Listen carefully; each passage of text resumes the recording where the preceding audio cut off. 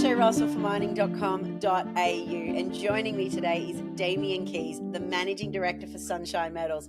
Damien, it is great to see you. How are you? Yeah, good, thanks, Shay. Now, we are here to talk about your Coronation Target, which is not something we've talked about in the past. Tell me, how does Coronation relate to the Liontown and the Cougar Town prospects that we've talked about?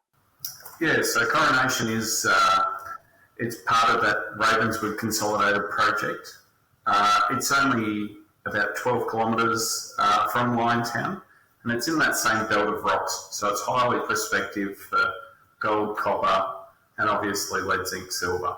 Now, what we're targeting at Coronation is we're chasing mineralisation that's similar to Highway Reward. So we're only 2.5 kilometres from the old Highway Reward copper gold mine.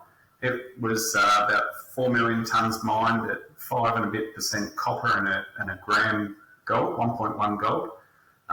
Some of the intersections that we see reported out of Highway, just eye-watering, huge, thick intersections of bonanza grade gold and copper, and that's what we're chasing there.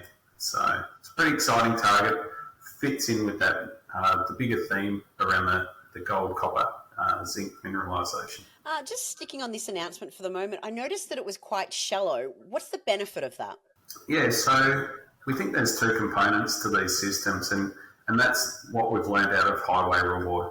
Highway Reward was initially a gold mine. It was an open pit gold resource found in barite quartz and barite veining, so a lot of white veining that actually had about 4 grams gold.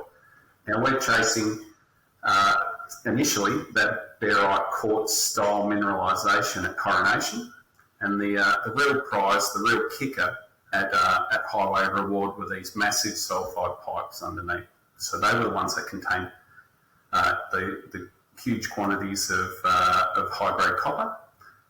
So that's the real kicker. I guess the geophysics gives us an indication of what might be at depth, but we've completed soil surveys, mapping and sampling, and we've got one hole that we drilled in late 23 that actually we think tagged the edge of this system, and that gave us 8 metres at 1.3 grams from about 10 metres depth.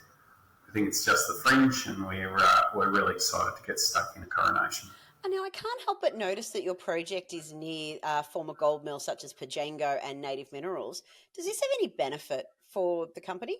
Well, potentially. I guess we delineate resource at Coronation and or Tiger Town that we're currently drilling at the moment, another shallow gold resource. And we know we've got Pajango has historically been an off-take mill, so they're obviously feeding it with their own dirt, but there's capacity.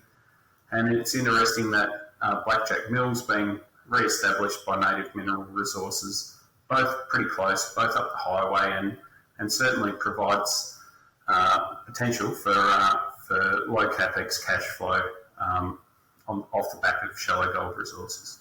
Well, let's see where that ends up. And finally, just to take us home today, there might be a cyclone bearing down on the now, but it will be gone by next week. Gold Coast Gold, the event to go and learn all about precious metals and the equities relating to them.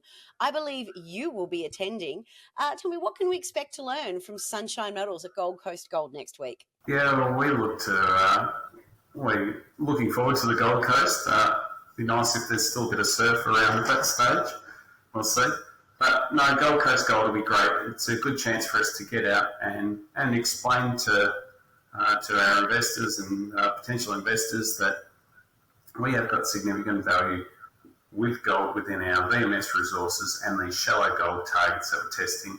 Really exciting times for Sunshine. There's a lot of news flow still to come around the drilling results out of Tiger Town, that shallow gold target that we're drilling, what we're up to at Coronation, and obviously some of these other early stage gold targets that we're promoting up our list of significance at the moment. Listen, it sounds like there's going to be a lot of news flow ahead now that the rigs are back out on site.